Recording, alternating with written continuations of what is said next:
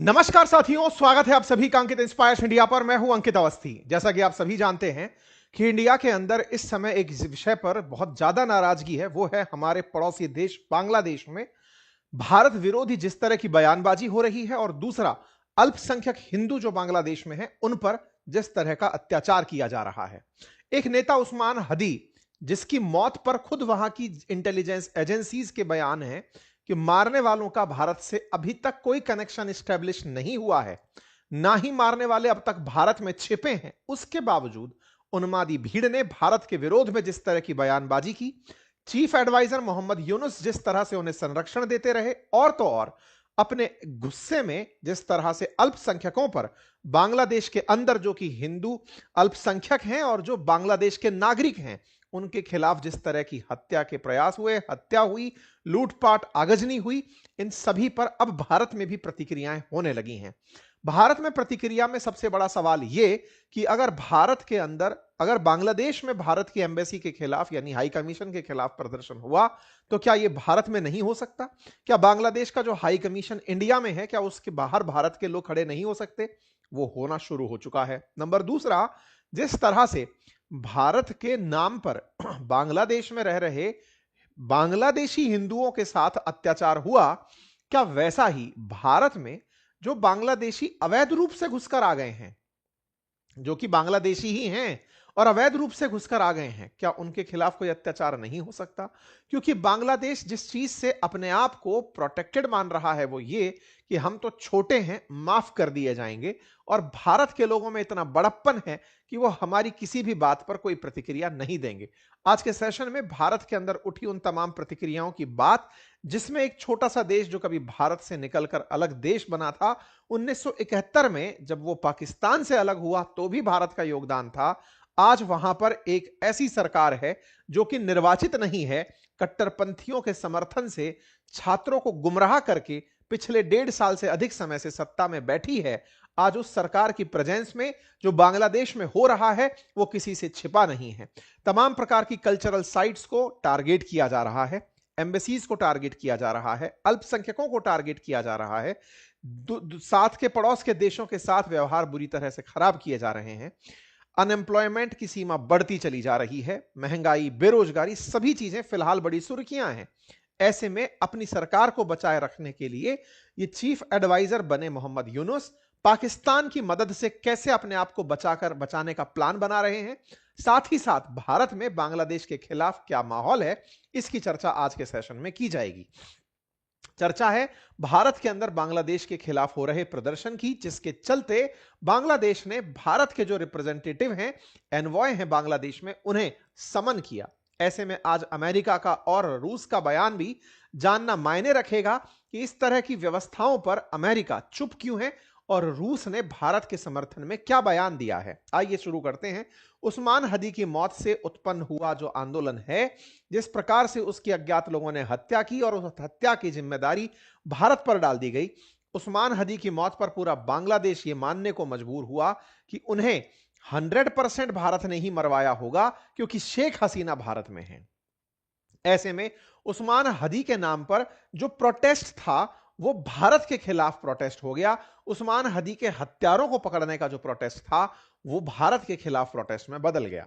इसे फ्यूल करने में निश्चित ही कट्टरपंथियों ने जिस प्रकार से काम किया उसमें विदेशी ताकतों का हाथ ना हो, इससे इनकार नहीं किया जा सकता। ऐसे में उन तमाम अखबारों को जो कि बांग्लादेश के अंदर काफी लंबे समय से सक्रिय बड़े अखबार हैं, उनके दफ्तरों को आग लगाई गई, अल्पसंख्यकों को निशाना बनाया गया, ऐसे तमाम ऑफिसेज को टारगेट किया गया जहां से भारत के संबंध हैं।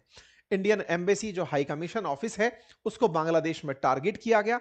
इस पर ढाका को भारत की तरफ से संदेश भी भेजा गया कि ऐसी हरकतें नहीं होनी चाहिए, और एक घटना जिसने दीपू चंद्र दास की इस प्रकार से हत्या की गई, जिससे पूरी दुनिया शर्मसार हुई कि मानवता का खुलेआम जिस प्रकार से यहां पर बर्बरतापूर्ण, अन्यायपूर्ण तरीके से अपमान हो रहा है, उस पर दुनिया की चुप्पी ने दुनिया के दो राहे मत को भी देख लिया, समझ लिया कि ऐसी घटनाओं पर अमेरिका दुनिया के किसी और देश के लिए क्या व्यवस्था रखता है और अपने बिठाए पपेट के लिए क्या व्यवस्था रखता है। दीपू चंद्र की मौत के बाद भारत के अंदर एक गुस्से का माहौल है। दुनिया में भारत के लोग अब इस बात को उठा रहे हैं कि आप लोग कैसे उस्मान हदी एक व्यक्ति, दूसरी तरफ दीपू चंद्र दास, इन दोनों की मौत पर अलग अलग स्टैंडर्ड्स रख सकते हैं। उस्मान हदी की मौत को अभी तक बिना जांच के ही पूरी तरह से स्टेट के खिलाफ मान लिया गया, और वहीं दूसरी तरफ दीपू चंद्र दास, जिसके बारे में अखबार लिख रहे हैं कि कोई भी एविडेंस नहीं है कि उसने किसी भी प्रकार की ईश निंदा की हो, कोई एविडेंस फेसबुक पोस्ट पर भी प्रेजेंट नहीं है जिसको आधार मानकर उसके खिलाफ यह अन्यायपूर्ण हरकत की गई थी, जिसको जिंदा जला दिया गया था। सोचने वाली बात यह है कि दीपू चंद्र दास, जिसकी मौत को, जिसको मारना जनता ने अपने हाथ से न्याय की पूर्ति के लिए किया कि चलो न्याय हम दे देते हैं, तो ऐसे में फिर स्टेट की जरूरत ही क्या है? बांग्लादेश को सरकारों की जरूरत ही क्या है अगर जनता ही न्याय देने लगे? ऐसे में ये जो स्टेटलेसनेस उत्पन्न हो रखी है बांग्लादेश में, इसके खिलाफ दुनिया के अंदर अब लोग प्रदर्शन पर उतरे हैं। बांग्लादेश की तरफ से भी यह बात स्थापित हुई है कि उस्मान हदी की मौत का अभी तक कोई भी भारत से कनेक्शन नहीं मिला है। बांग्लादेश के हिंदू सड़कों पर उतर करके न्याय की मांग कर रहे हैं। लोग इस झूठे तरीके से दीपू जो निर्दोष था उसको मारने पर कट्टरपंथियों के खिलाफ एकत्रित हो रहे हैं। जैसा कि आप सभी जानते हैं, बांग्लादेश में भारत की तमाम जितनी भी हाई कॉन्सुलेट्स हैं या हाई कमीशन ऑफिस हैं, उनको निशाना बनाया जा रहा है। उसी की प्रतिक्रिया स्वरूप भारत में भी आज ढाका की जो कॉन्सुलेट यानी बांग्लादेश का जो यहां पर हाई कमीशन ऑफिस है, उसके बाद विश्व हिंदू परिषद के लोग एकत्रित हुए, और एकत्रित हुए लोगों ने पुलिस की लगाई बैरिकेटिंग को तोड़ दिया और निकल करके ढाका यानी बांग्लादेश की भारत के अंदर जो हाई कमीशन है उसके बाहर प्रदर्शन किए। यह टिट फॉर टैट जैसा है। अगर बांग्लादेश को यह लगता है कि भारत ने अपनी तरफ से यह प्रतिक्रिया क्यों दी, इसके लिए उन्होंने एनवॉय को बुलाया, लेकिन वास्तविकता यह है कि भारत के खिलाफ जो बांग्लादेश में माहौल है उसके लिए वाकई में भारत जिम्मेदार नहीं है। भारत ने शेख हसीना को शरण दी है, जो कि हमारे देश के नियम में है कि हमारे पास कोई भी आएगा हम शरण देंगे। हमने बहुत बार लोगों को शरण दी है, हम इसको भी शरण दिए हैं, लेकिन इसका मतलब यह नहीं हो जाता कि आज बांग्लादेश के जो हालात हैं उसके लिए हम जिम्मेदार हैं। बांग्लादेश में आज कोई भी घटना घटती है, भारत को उसके पीछे जिम्मेदार ठहरा दिया जाता है। इसका मतलब यदि लोगों ने समझा कि तुम हमें कमजोर मत समझो, मैं कई बार बोलता हूं कि भारत को चुप रहना, भारत का चुप रहना बांग्लादेशियों में दुस्साहस बढ़ा रहा है, और संभवतया ये जो बयान है इसी बात की वजह से आज लोगों में यह भाव उत्पन्न हुआ है कि हमारी चुप्पी को हमारी कमजोरी तो नहीं समझे जाने लगा है। इसके चलते आप लोगों को जो यहां पर देख रहे हैं प्रोटेस्ट करते हुए और all eyes on Bangladeshi Hindus कहते हुए जो लोग ये प्रदर्शन करते हुए दिख रहे हैं, ये ढाका की एम्बेसी यानी कि बांग्लादेशी की जो एम्बेसी भारत में है उसके बाहर प्रदर्शन कर रहे हैं। प्रदर्शनकारियों ने बाकायदा बैरिकेटिंग तोड़ी, पुलिस के कंट्रोल से बाहर हो गए और ये लोग प्रदर्शन करते हुए अंदर तक चले गए। यहां पर इनकी प्रतिक्रिया या फिर जो विरोध है वो इस बात के खिलाफ है कि आप भारत को अपने यहां पर फैटी अव्यवस्थाओं के लिए जिम्मेदार मत ठहराइए। यहां पर जिन लोगों को आप देख रहे हैं उसमें तमाम लोग प्रतिक्रिया की तरह से यहां पर हैं। ये दिल्ली में ही नहीं अपितु कोलकाता में भी प्रदर्शन हुए। कोलकाता के अंदर जिस प्रकार से हिंदुओं के खिलाफ हो रही हिंसा को उठाया गया, लोगों ने इस मामले को कई जगह पर प्रोटेस्ट के रूप में डेप्यूटी हाई कमीशन बांग्लादेश के ऑफिस के बाहर भी प्रदर्शनकारियों के द्वारा प्रदर्शन किया गया। हिंदू ग्रुप्स ने बांग्लादेश का जो वीजा सेंटर है सिलीगुड़ी में उसके बाहर भी प्रोटेस्ट किया। बांग्लादेश के हाई कमीशन ने इससे चलते अपनी वीजा सर्विसेज को रोक दिया सिक्योरिटी सिचुएशन बता करके। बांग्लादेश हाई कमीशन जो न्यू दिल्ली है वो टेम्परेरी सस्पेंड कर दिया अपनी सारी कॉन्सुलेट सर्विस को कि नहीं भाई, क्योंकि इन्हें लग रहा था कि भारत के खिलाफ जो प्रदर्शन हो रहे हैं भारत ही भुगतेगा। यहां पर रिवर्स हुआ, यहां से भी सारी की सारी सेम प्रतिक्रियाएं गई और उन्होंने अपनी तरफ से यहां पर सारी सर्विसेज सस्पेंड कर दी।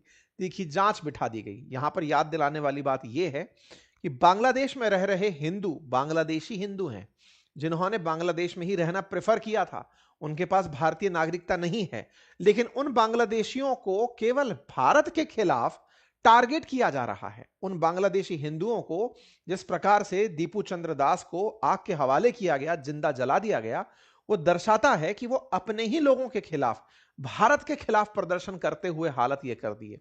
यहां पर विचित्र स्थिति सोचिए, भारत में तो आंकड़े बताते हैं 2001 से 11 के बीच में कई हायर गवर्नमेंटल और मीडिया फिगर्स में यह बात निकल कर आती है कि लगभग 1.25 करोड़ बांग्लादेशी भारत में रह रहे हैं। सरकारी आंकड़ों का भी, सेंसस का भी डेटा देख लें तो कम से कम 35 लाख के आसपास 2011 के आंकड़ों के हिसाब से बांग्लादेशी भारत में रहते हैं। यदि ये टिट फॉर टैट जैसी हरकतें होती चली गई तो भारत में तगड़ी अव्यवस्था देखने को मिल सकती है, जिससे बांग्लादेश को और भारत सरकार को दोनों को सचेत होने की आवश्यकता है। लोग अपनों का और भारत के खिलाफ होता प्रदर्शन शायद ना हैंडल कर पाए, ये समझने की आवश्यकता है। ऐसे में बिजनेस स्टैंडर्ड इस बात को लिखता है कि ढाका ने समन किया इंडियन हाई कमिश्नर को, अपने यहां बुलाया, बुलाकर के साहब उनसे बांग्लादेश का जो मिशन है भारत में, वहां पर जो प्रदर्शन हो रहे हैं उनके बारे में सवाल जवाब किया कि साहब आपके यहां पर हमारे खिलाफ प्रदर्शन क्यों हो रहा है। आप गए साहब, जाकर के आपने अपनी बातें रखी। भारत के जो एनवॉय हैं प्रणय वर्मा, उन्होंने अपनी बातचीत वहां रखी कि साहब ये तो टिट फॉर टैट जैसी बात है, जैसा आप कर रहे हैं वैसा आपको देखने को मिल रहा है। खैर, तमाम तरह की चीजों के बीच में दीपू चंद्र दास की मौत के बाद से तमाम प्रकार की बातें जो निकल कर आई, उनमें सबसे पहली बात, कोई एविडेंस इस बात का नहीं था। दूसरी बात, बांग्लादेश के अंदर राजनीतिक हिंसा आज का नहीं, बड़ा पुराना इतिहास रखा है। बांग्लादेश के अंदर विरोधियों को गोली से मरवा देना, उन पर हमले हो जाना इतिहास में रहा है। ऐसे में ये जो छात्र नेता हैं, इन छात्र नेताओं ने, जिन्होंने शेख हसीना को पद से हटा दिया, इन्होंने अपनी एक पार्टी बनाई एनसीपी। अभी इसी एनसीपी पार्टी के एक नेता पर फिर से गोली से हमला कर दिया गया, उसको भी हेडशॉट हुआ, उसकी भी सुर्खी कल बनी।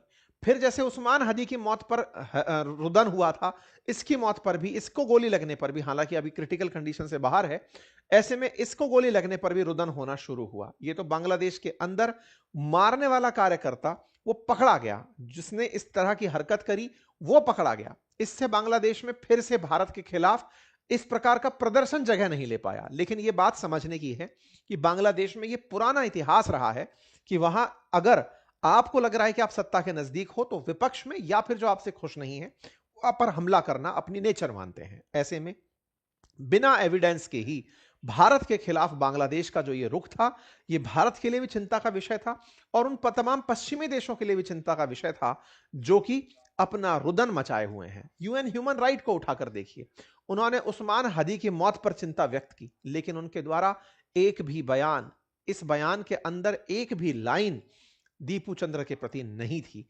यहां पर everyone should refrain from violence लिखा था, लेकिन दीपू चंद्र का नाम नहीं था। यह दर्शाता है कि कहीं ना कहीं भारत अपनी बातों को रखने में पिछड़ रहा है। हालांकि ट्विटर ने यूएनएचआरसी के इस बयान पर अपनी तरफ से ही कम्युनिटी नोट लगा दिया और कहा कि उस्मान हदी भारत के खिलाफ बयान देता था, भारत के खिलाफ इस तरह से सोचता था कि वो कुछ बोलेगा और भारत चुप रहेगा। मेरे प्यारे साथियों, भारत की जनता चुप नहीं रह सकती। भारत के खिलाफ जो भी इस तरह के बयान करेगा, उन्हें सोचने की आवश्यकता है। लोग प्रतिक्रिया स्वरूप बाहर निकलेंगे और वो निकल कर आए। यहां पर एक बात और जानने की है, दुनिया में भारत को अपना स्टैंड रखना होगा। ये बात कहीं ना कहीं अब हमारी विदेश नीति के अराउंड खड़ी होने लगी है। भारत किन मसलों पर बांग्लादेश के सामने चुप बैठा है, यह बात हमें समझनी होगी। क्या हम यह सोच करके कि रिश्ते और खराब ना हो जाएं, हमने पहले ही शेख हसीना को शरण दे करके अंतरराष्ट्रीय प्रेशर से अपने आप को बचा रखा है?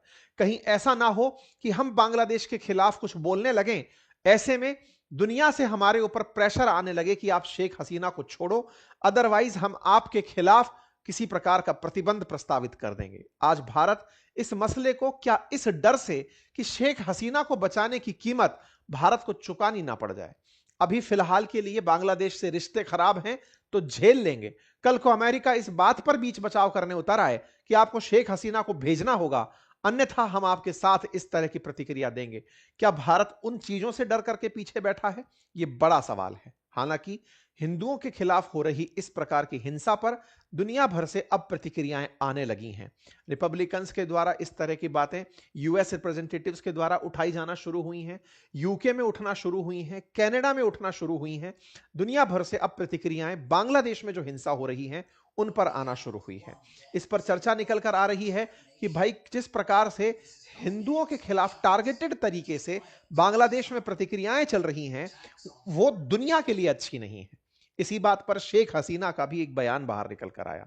शेख हसीना ने बहुत ही सही तरीके से एक बात को रखा और वो बात यही थी कि ये कैसी स्थिति है कि किसी देश के अंदर इतना कायोस है कि जर्नलिस्ट सेफ नहीं है, सिटी सेफ नहीं है, मीडिया को चुप करा दिया गया है, सांस्कृतिक साइट्स पर हमले किए जा रहे हैं, डिप्लोमेसी को धमकाया जा रहा है।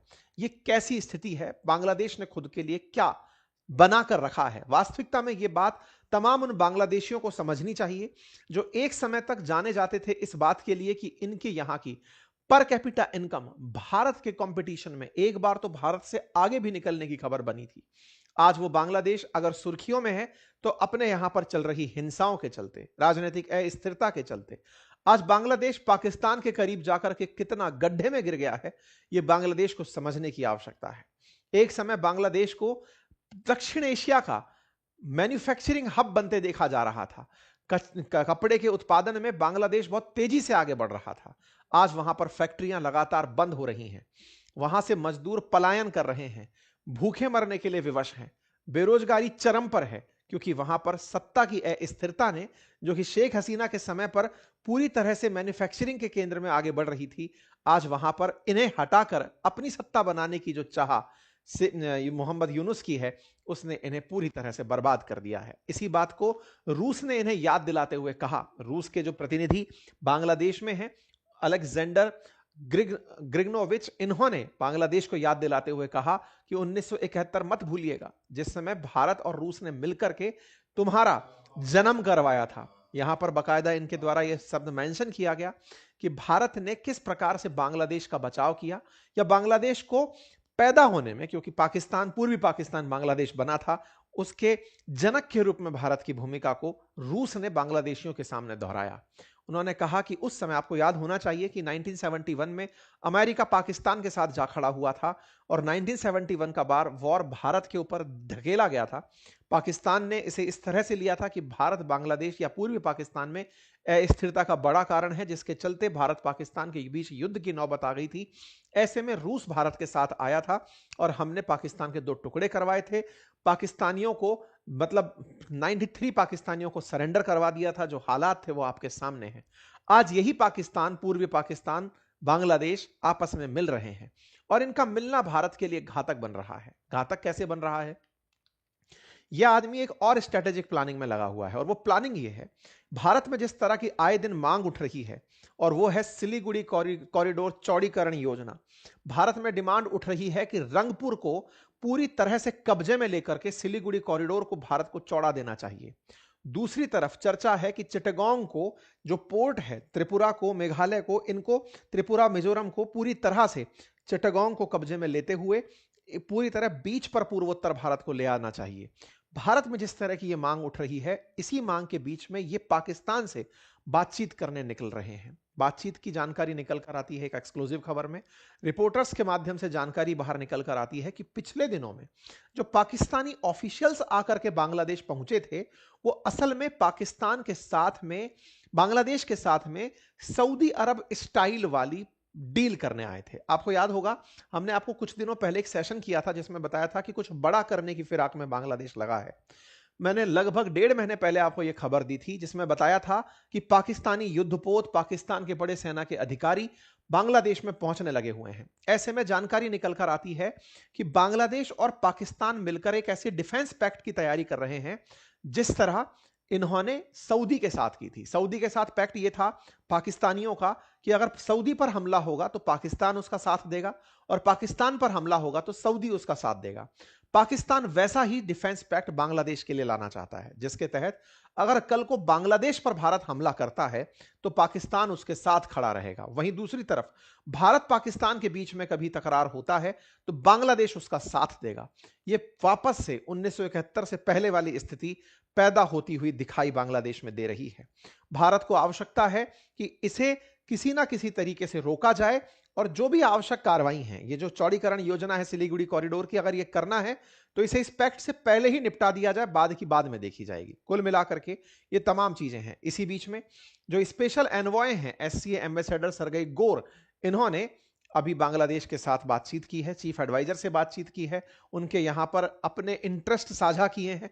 अमेरिका इस मामले में पूरी तरह चुप बैठा है, उसकी कोई प्रतिक्रिया नहीं है। यह बात अत्यंत ही समस्त भारतीयों को समझने की है कि बांग्लादेश के साथ जो कर रहा है अमेरिका, वो अपने स्ट्रेटेजिक हितों को बचाने के लिए, ताकि बांग्लादेश को वो अपने लिए यूज करके म्यांमार, भारत और भविष्य में चाइना के खिलाफ यूज कर सके। ये हमें समझने की आवश्यकता है। विदेश नीति पर निश्चित ही जो देश के बड़े जानकार हैं वो कोई बड़ा फैसला लेंगे, लेकिन समस्त भारतीय उनसे बड़ी उम्मीदें लगाए बैठे हैं। आप लोगों को क्या लगता है? अपनी राय जरूर कमेंट बॉक्स में दीजिए। चैनल पर नए हैं तो सब्सक्राइब कर लीजिए। मेरे प्यारे साथियों, एक अतिरिक्त जानकारी, क्रिप्टो के बारे में तमाम प्रकार की जानकारियां मार्केट में चल रही हैं, लेकिन इसी बीच में विद्यार्थी और लिसनर्स की बड़ी डिमांड पर मैं क्रिप्टो का एक पूरी तरह से फ्री कोर्स लेकर आ रहा हूं। और यह कोर्स डिटेल में होगा हमारे चैनल बातें बाजार की पर, जिसमें A to Z आपको क्रिप्टो की लर्निंग से लेकर के ट्रेडिंग तक की सारी जानकारी सिखाई जाएंगी। पूरी एक लेक्चर सीरीज आपके सामने आ रही है। बातें बाजार की चैनल पर जाकर के आप उस लेक्चर सीरीज को देख पाएंगे। उम्मीद है कि 25 तारीख तक आपके सामने लेक्चर सीरीज के वीडियोस आने शुरू हो जाएंगे। आपको यह इन्फॉर्म इसलिए किया जा रहा है ताकि आप इन्फॉर्म्ड सिटीजन बन करके अपने निवेश के लिए सही फैसले करें। फिलहाल के लिए इतना ही। बहुत बहुत धन्यवाद।